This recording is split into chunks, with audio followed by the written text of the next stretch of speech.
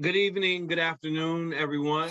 Want to thank you for joining the Xi Delta Lambda Bridging the Gap from High School to College seminar here on today, January 16th, 2022. We as a chapter hold high for it is one of our national programs under the banner of Go to High School, Go to College, that we try to fortify ways for our young African-American males to make that transition from high school to college, because we believe that that is the avenue for success for our African-American males.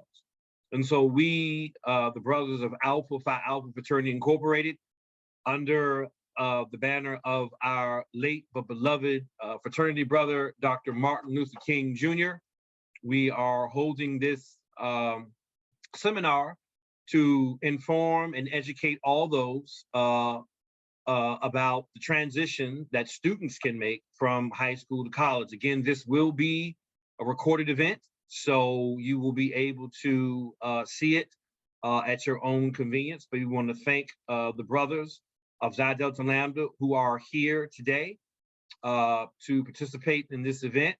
And our guest today is Mr. Tracy Brower.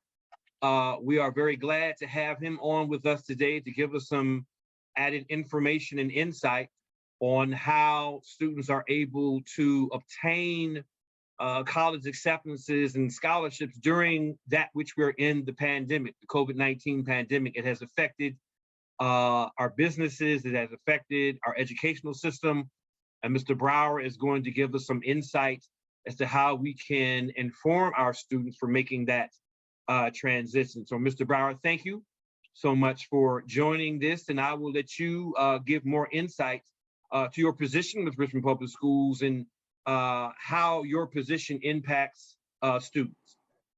Sure. Thank you. Thank you for the invitation, and thank you for letting me have this opportunity. Again, as Dr. Hines said, my name is Tracy Brower. My official title, I am a specialist for RVA Future, which is the school district's College and Access program. We've been around since 2015. We started with the Richmond Public Schools Education Foundation as a program from the foundation and the Office of Community Wealth Building, with the goal to help more students have access and opportunities and resources, helping them in post-secondary planning. We've been part of Richmond Public Schools since August of 2020. In that work, I manage a staff of 5 Future Center navigators who provide direct service to students in our high schools. And they are full-time employees of the school district, and they work with our students to help them apply to college, complete the FAFSA, look for opportunities around internships, look for opportunities around military opportunities, scholarships, and anything that's in the post-secondary planning world. As me, I'm a proud product of Richmond Public Schools, graduating from Richmond Community High School in the very first class. And I'm a graduate of Virginia Commonwealth University, and as a first-generation college graduate, this work that I do, this is my life's work, it's my mission, so this is a calling, it's not just work for me. The work we do, we work with all students in the building, even though our focus may be on the seniors, but we'll also work with 9th graders to help them start talking about opportunities and helping them think about plans. We'll work with our underclassmen as well as they prepare for their next steps in high school. So that means bringing in partners from the Mayor's Youth Academy or from the Metropolitan Business League who have other programming that'll supplement the work that we do. So. Okay. Appreciate that. So in your opinion, since you're working with the various students across the city of Richmond, you know, what is your opinion, or what do you think is the biggest concern facing students right now as they're applying to college and trying to gain, you know, scholarships while we're in the midst of a pandemic? Sure. I don't know if there's one big concern that our students have, but one of the biggest concerns a lot of them have is the cost of the education. How much it is to go to college now, 4-year colleges. The prices increased steadily for both public and private schools. Additionally, excuse me, the not knowing where to get the information sometimes. Students don't always know where to look for scholarships, look for that information. So that's part of the work that we do, provide them with information and resources to connect them to scholarships, either be from corporations, from local communities, from our sororities and fraternities in the community. So we try to direct them that way. Another thing, there's this fear or sense of uncertainty. I won't say fear, but a sense of uncertainty. Students are not sure if they want to go, if they should go, and also why they should go sometimes. That's that confidence too. Some students don't even think they're able to go. And, part of and Dr. Hines can speak to this as well, but the part of the joy of working with students is you meet a student at the beginning of a senior year, well, I don't think I'm going to go to college, I don't think I'll get accepted. But then fast forward 6 months later, they got eight acceptance letters, and they got scholarship opportunities. So that boosts their morale. But I think the biggest concern for a lot of the students, just knowing if it's going to be the right fit for them. The pandemic led students to work a lot outside of school, working 25 to 30 hours a week. So that means they didn't always have the opportunity. They had opportunity to make money. So a lot of them want to keep that money and also go to school. And, we talk about time management. If you're able to do that, that's fine. But a lot of students, they've been able to balance that as well with a college curriculum as opposed to a high school curriculum. So we talk about the differences of that too. But the biggest concern would be the cost, not knowing where to get the information from, and also that confidence. And I will say, Mr. Brower, for those that don't know, I'm a 18-year veteran in the field of public education. I've had numerous positions. Right now, I'm stationed at Georgia with high school, and I will concur with you that one of the positive things that happened with our students during the pandemic is that they were able to work. And there were more jobs out there for our students now than ever before. And kind of the pull with students is when you're 17, 18 years old and you're working a 40-hour week and you're able to get money that you never have been able to get before, it's sometimes a hard sell when you're trying to advocate students toward the road of college, especially if they're a first-generation college prospective student, because they're looking at money that some of them are making more money in the jobs that they have than their parents are making. And some of them are the caretakers for their households. And so when you're trying to advocate college and scholarships as opposed to the money that they're making working a 40-hour week and somehow they're still coming to school, it's not that they don't want to go to school. It's just the fact of I'm making money now. And that's the real pull. And the other thing that I've always preached to students, when you get to high school is the end of free education. And many of our students don't understand that. They want SAT fee waivers and they want college application fee waivers. But what they don't understand is when you get accepted into these colleges, you have to pay something for your housing. You have to pay something for room and board. And college is not free. And that's why we try to get students to advocate as best as they can for scholarships and grants because they're out there. But students need to be guided into how they can do that. And so my next question for you, Mr. Brower, is, in your opinion, what should students be more aware of now with all the parameters in place and COVID is upon us, and with the new variants and there's so many restrictions, what should they be more aware of now as opposed to pre-COVID?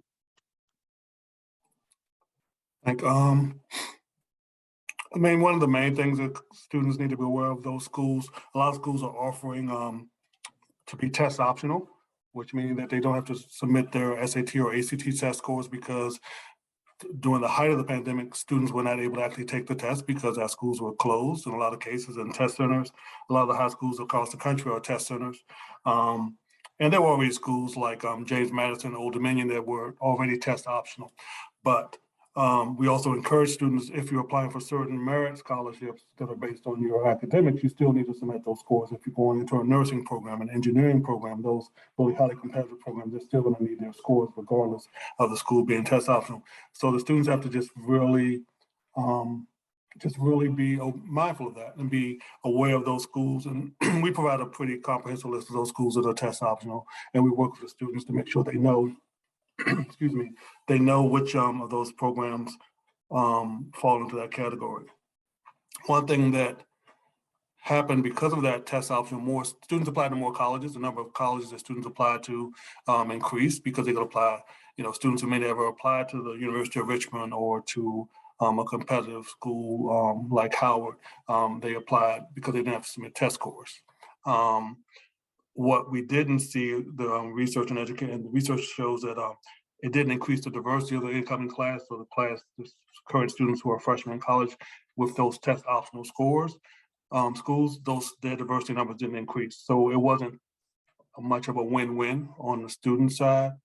Other things they need to be aware about, COVID prevents them from visiting colleges, as some colleges have opened back for in-person tours. That may change again with this new variant, but students just need to be more creative in that sense of letting colleges know they're interested, so they can go to the website, they can still fill out an interest form, and the college will check in with them.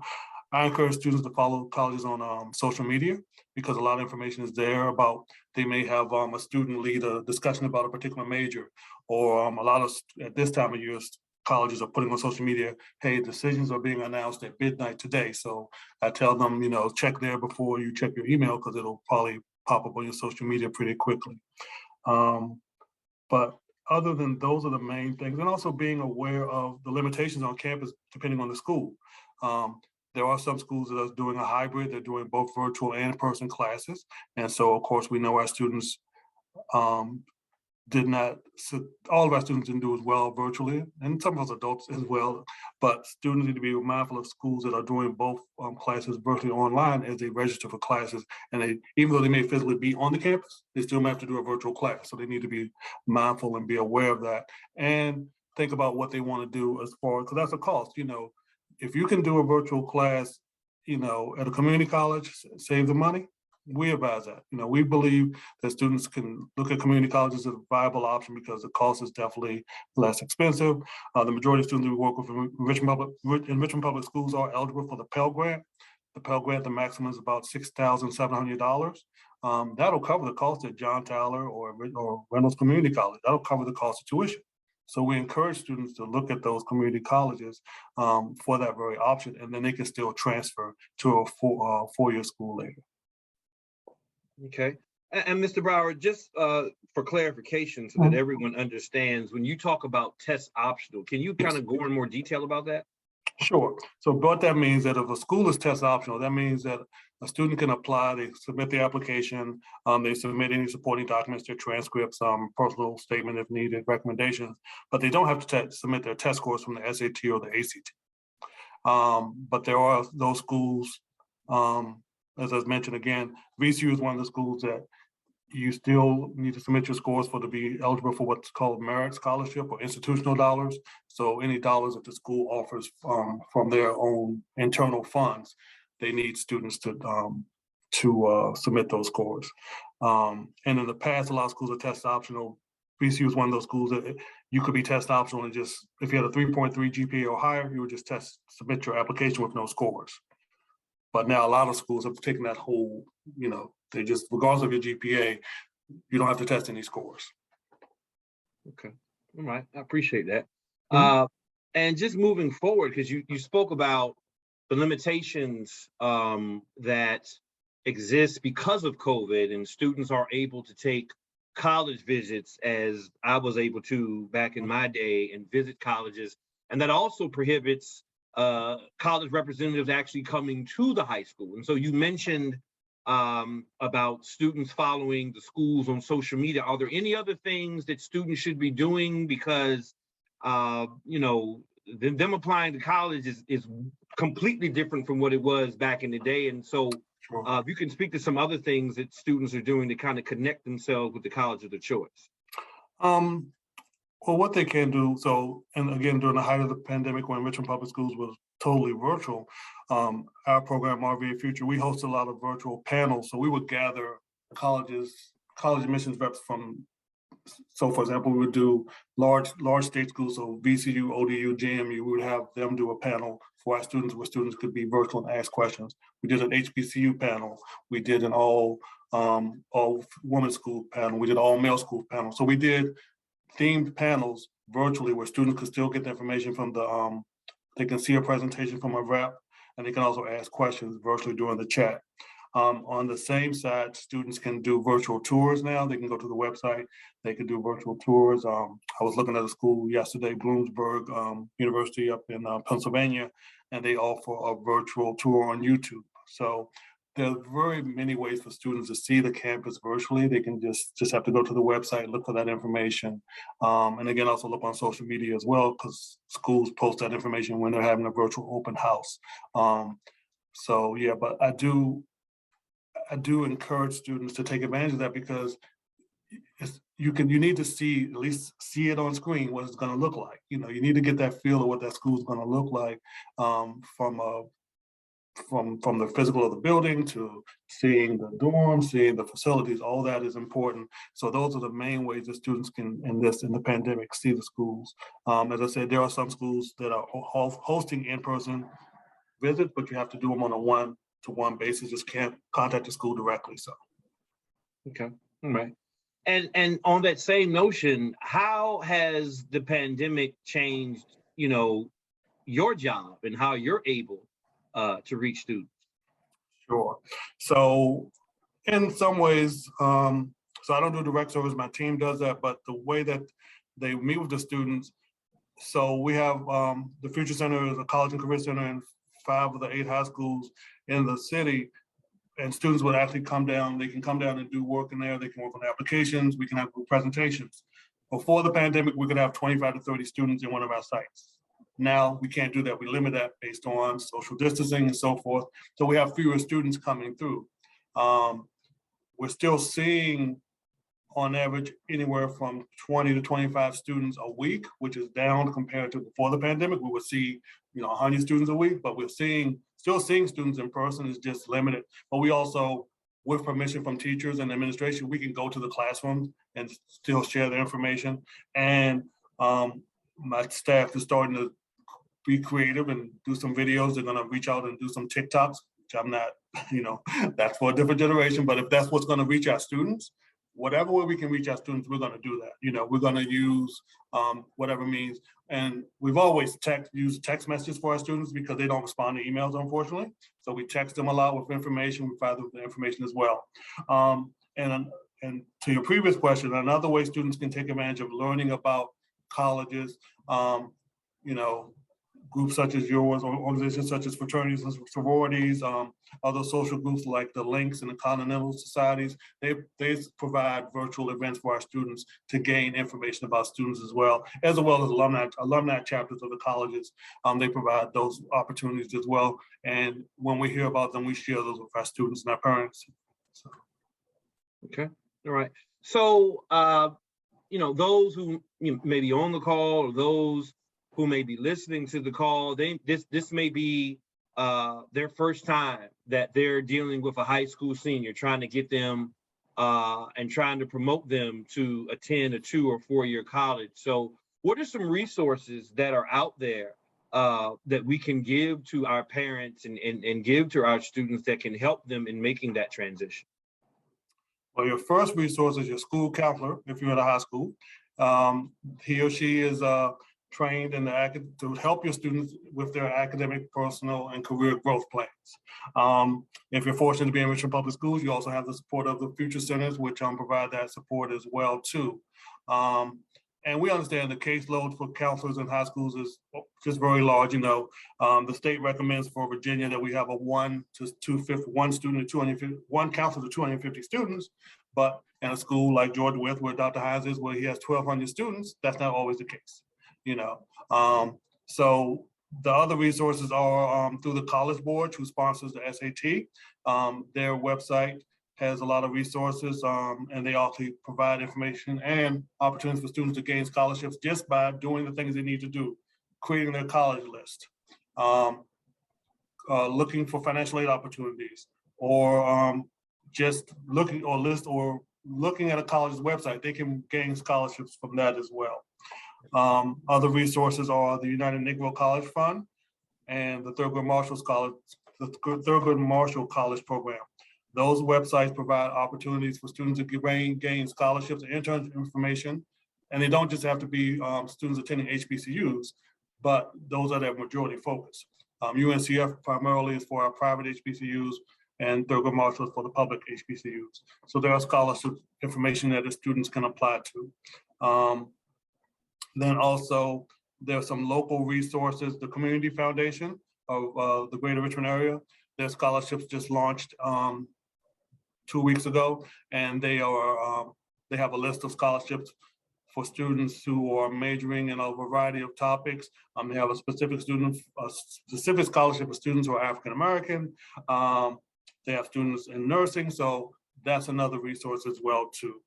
And also the Department of Education has a lot of resources, of course, around financial aid, how to complete the FAFSA, and your local banks and credit unions have scholarship opportunities as well too. The Virginia Credit Union has a scholarship for students who are members and also for their parents who are members. So we encourage students, and again, that's about financial literacy as well, telling students to join the credit union because that's an opportunity for them to get a scholarship.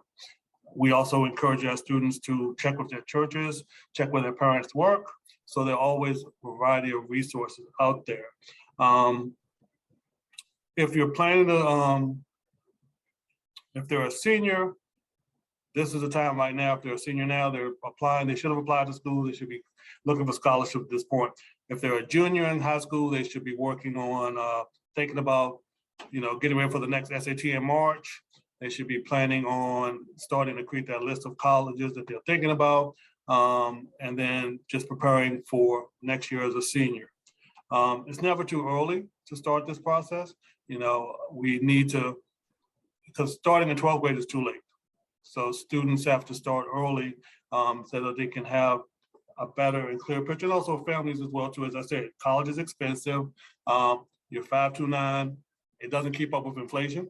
So the rates, it just doesn't keep up. So we have to start that education early for our elementary and middle school students and their parents, because when we get to the 12th grade, we have families who don't want to provide tax information, or they want to provide information that we need to complete the FAFSA, and that hurts our students in their process.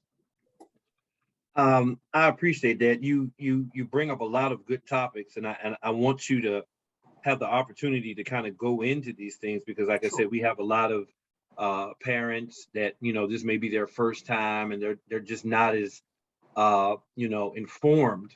So one question I know that I get a lot, and I know you get, which is better, the SAT, ACT, what should they take?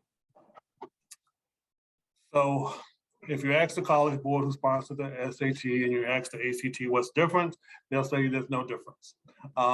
They're both tests that measure students' aptitude around math and their writing. The ACT does ask a little bit more about science as well too.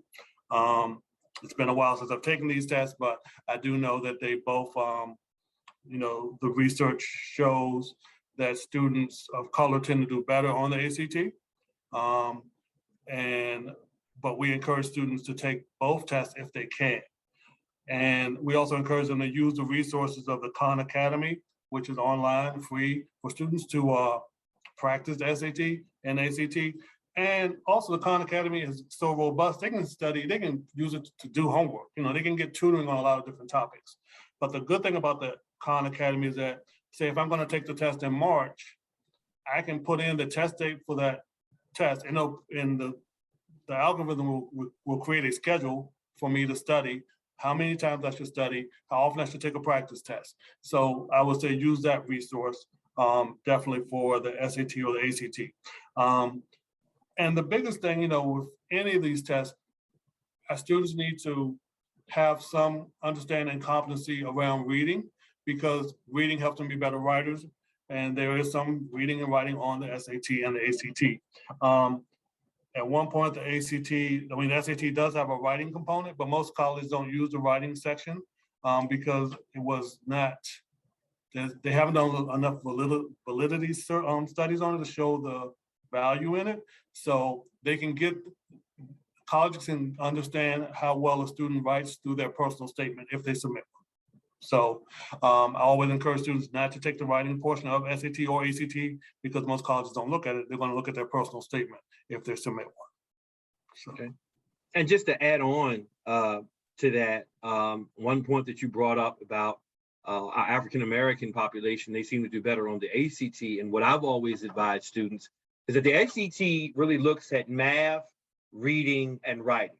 Those are the three major areas that they look at, whereas the ACT gives you the opportunity to be tested in science and history, along with reading and the writing and the math. And so some students, may be history buffs. They may do better with history, and that can help their overall score with the ACT, whereas with the SAT, and the SAT is driven by College Board.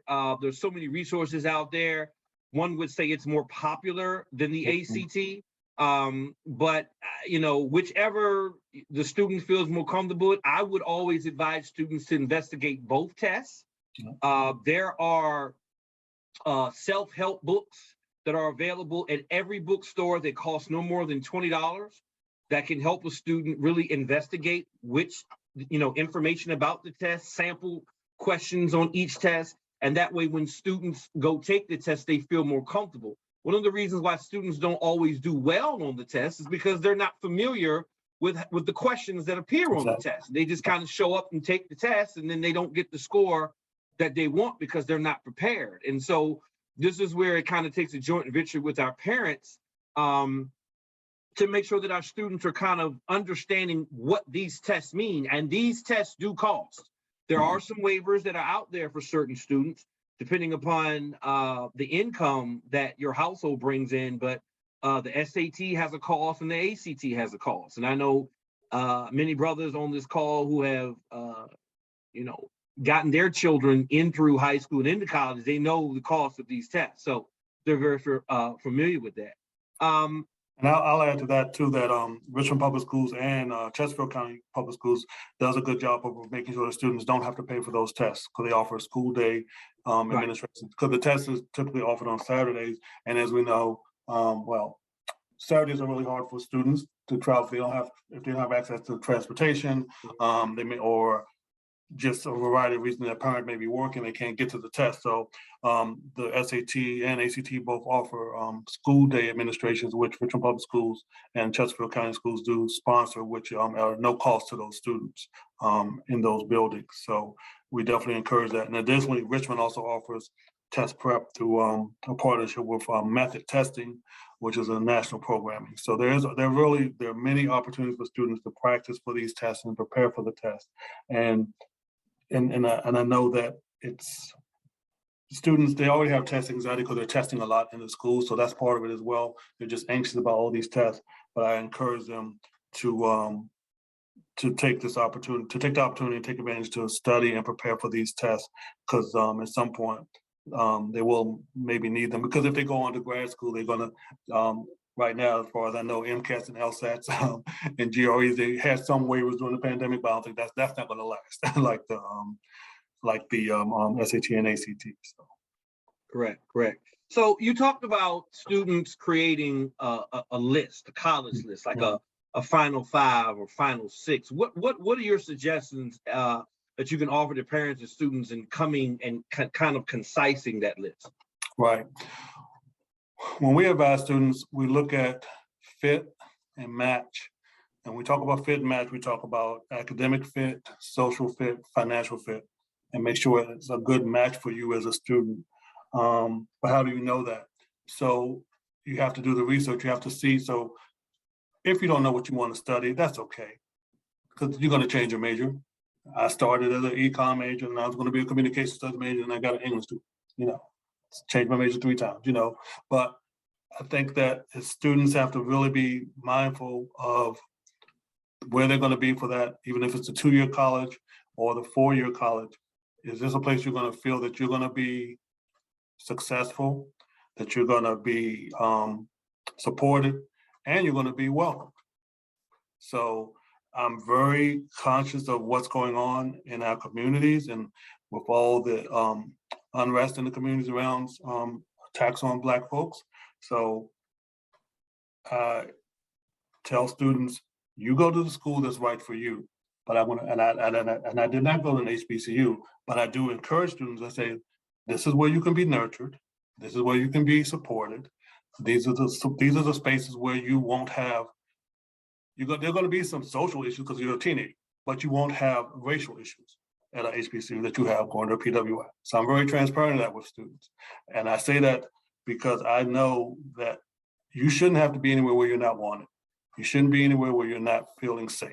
So not to say that we don't encourage our students to apply to all schools, but when you're making that list, again, look at the cost, first and foremost, look at the climate of the campus, how it's going to support you, and also do they have the program. You know, students will say, well, I want to go to Johnson Wales and major in nursing. Well, Johnson Wales is not really known for nursing, they're more known for culinary arts. So that's not going to be the right fit for you.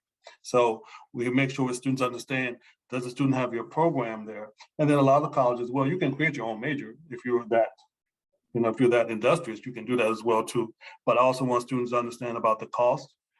So we look at the cost, we tell them, we look at the cost of attendance. That includes tuition, room and board, housing, fees, all those things. We talk about parking. The question that students always ask when they at a presentation for a college, they always ask, can they have a car? And one of my colleagues who works at the college, he said, well, do you have a car now?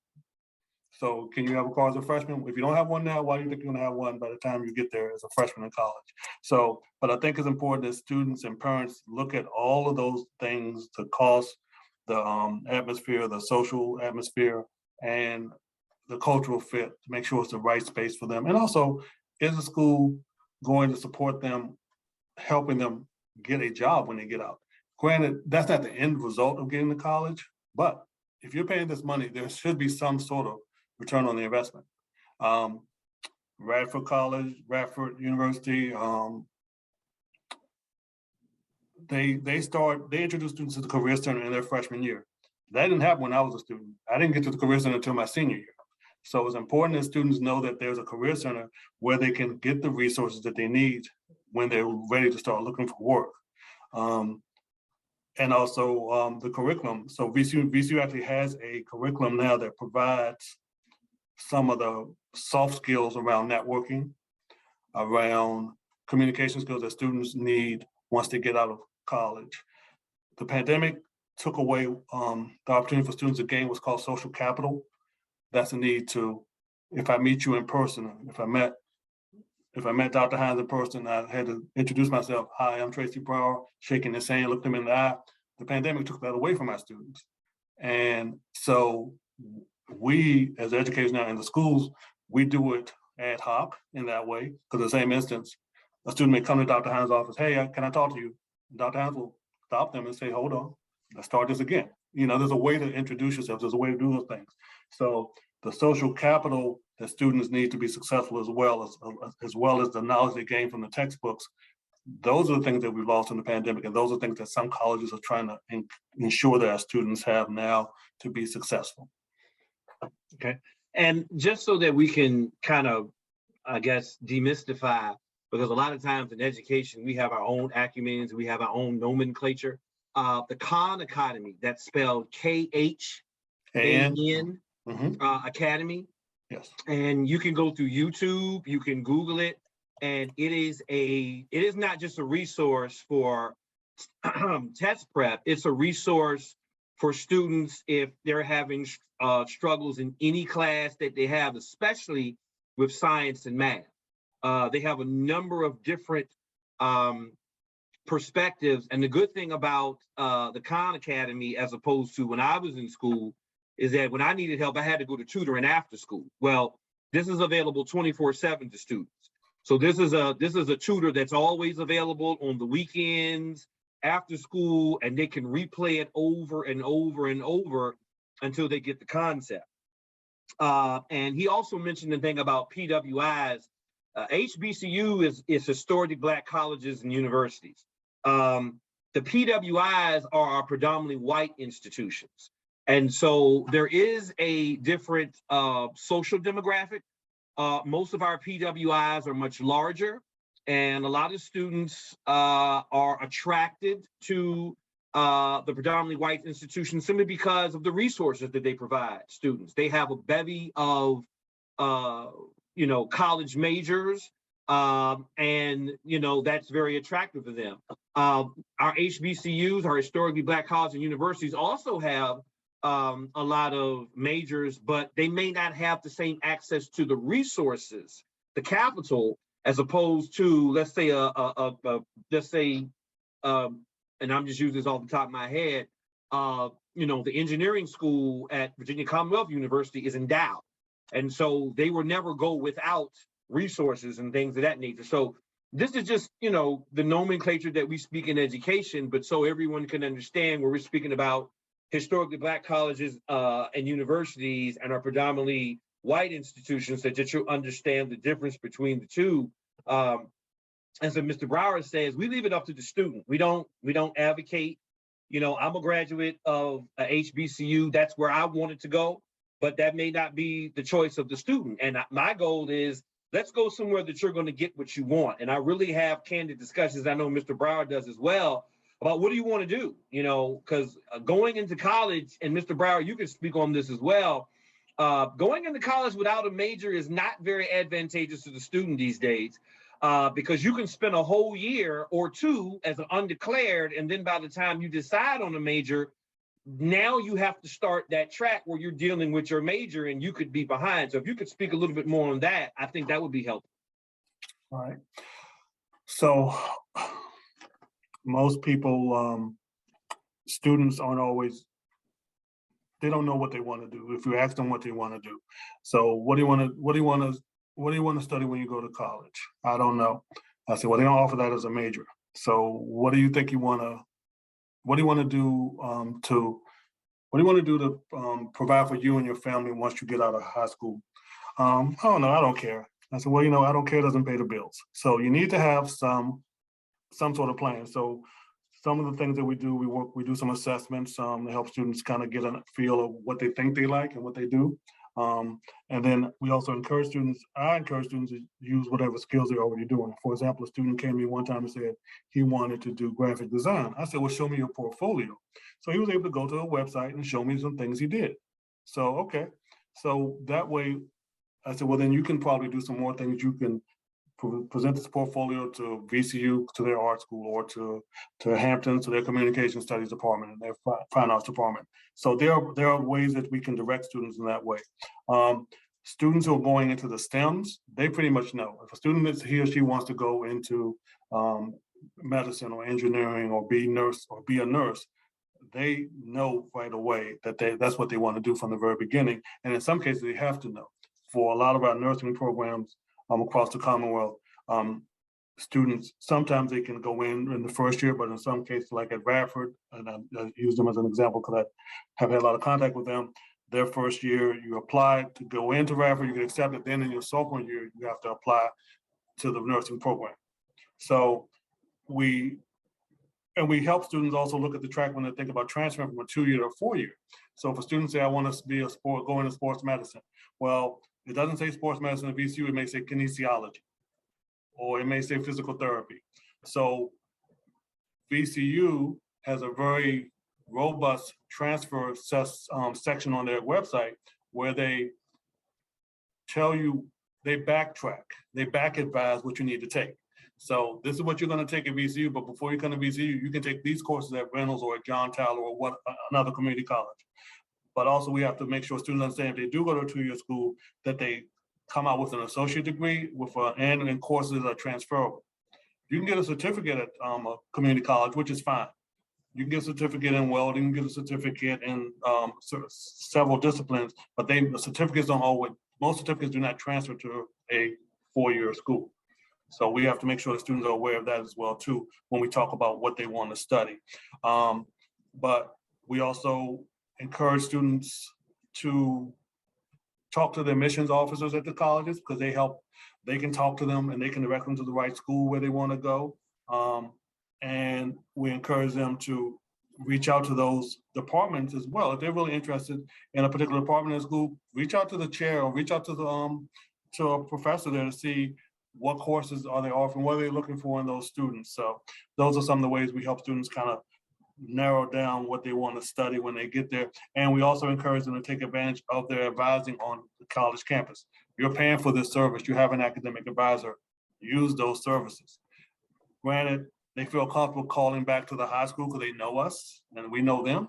But I tell them, you're going to be with this person the next 4 years, just as we were with you for some time in high school. So you need to get to know those advisors, your academic advisor at the campus. And if your advisor is not a good fit for you, request a new advisor. That's what I did. My freshman advisor, we weren't getting along and she was not helping me. So I had to get a new advisor. So. I appreciate that. Thank you, Mr. Bryan. And my last question before we end this great informational session, you mentioned about the FAFSA. Can you explain more about what that is and some of the trials and tribulations that you go through in trying to get students and parents to complete this and getting them to understand the importance of it? So the FAFSA is the free application for federal student aid. It is administered by the U.S. Department of Education, and it is the gateway for students and parents to find out how much money they will receive from a college. So I can speak for Richmond Public Schools. Prior to March of 2020, when we shut down our FAFSA numbers, we were on trend. We were a little ahead of the game. But from March 2020 to June of 2020, our FAFSA numbers decreased by 23%. Students just stopped doing it. Parents, we just couldn't get them done. This year, we're about ahead 3% compared to last year in the city. And the FAFSA asks for information from the parent and the student about their demographic information, how many people in the household, how many people are going to college, and they want to know, as I said, your income. The biggest challenge we face is parents, in some cases, not wanting to provide that information for us. We can have a student complete their portion of it as FAFSA because they can do it separately. They go online, they create their identifiable information, their federal student aid ID number or ID. They create that. That's how they sign the FAFSA electronically. But then the parent also has to do their portion and complete their portion. And a lot of times our parents will not provide that information to the students. They won't provide it to me or my staff. They won't provide it to the school counselor. We have called, we've emailed, and on a rare occasion, my staff has done some home visits to help people complete them. The FAFSA provides a gateway to provide information for the college to tell you how much money you're gonna get from the, well, I take that back. The Department of Education provides information around the federal dollars available to you. Based on your income, you can get the Pell Grant, which is again up to $6,700. You may also get some other. Every student's going to be offered a federal loan, regardless of income, from the lowest to the highest. If you, I want to use my words correctly, the estimated family contribution that the FAFSA puts out, it can be from 0 to $999,999. It's that range. Anything in between. So the EFC, which is an index number, it's not an actual dollar amount, but it's an index number which the Department of Education creates, sends to the college. The college then determines how much money that they can provide you from their resources. It also makes you eligible again for the Pell Grant, makes you eligible for any state grant that's available. So there's also the grant, the Supplemental Education Opportunity Grant, the SEOG grant. That's again for students based on income. The Commonwealth offers a lot of state money based on academics and also need. But then also that FAFSA helps the college determine if you can get any institutional dollars. So for example, if you are eligible for, based on your grades, you may also get a presidential or a provost scholarship at Virginia State or at Hampton, but you may also get some other monies from them based on your financial need. You can also get a scholarship. The FAFSA also provides that it's a document a lot of scholarships use. Your scholarship, if you offer scholarships, the AKA scholarships, they all ask students to complete their FAFSA and provide that information as well. So we tell students, if you don't do this FAFSA, you're gonna be jeopardizing your opportunity to have some resources to pay for college, because this is what is needed to provide information and the dollars that colleges are gonna offer you. The federal government, Congress, they want to look at the FAFSA every year and reduce the questions on it, but the majority of students that we work with, we can do a FAFSA in 30 minutes, because a lot of our families don't have a lot of assets that they have to answer those questions about. It's when you have a certain, if you have assets and have a certain amount of income, that's when the FAFSA becomes longer. But in addition to the FAFSA, certain schools also ask for additional information. UVA, William & Mary, University of Richmond, Howard, they're gonna ask for something called the CSS profile, which provides additional information for those private schools to give our students additional resources. So you gotta do the FAFSA, you gotta do the CSS profile, you have to provide the information to the colleges. And if students don't provide that information, their parents don't provide it, we can't do anything. We can't help them with the next steps. It's in very rare occasions that students don't have to provide parental information. They have to be 24 years old. They have to be have a dependent. They have to be homeless. They can be a veteran, and they can be under legal guardianship or emancipated. So, but most of our high school students do have to provide parental information. And in the rare cases where they can't, because there's, I'll use the word, because they don't have any relation with the parent, then we can help them negotiate that with the college, and the college will make a decision for, if they can work without that parental information. So. I appreciate that. Mr. Brower, thank you so much. I know for many people who may be listening to this, or people who will be listening to this later, it'll seem like information overload, but I think this information is very vital. That's the good thing about recording it. You can play it back over and over and over again and get this valuable information. So Mr. Brower, thank you for giving up of your time on a Sunday. Thank you for the invitation. We appreciate, all the information you've given us. Now I want to have Mr. Jeff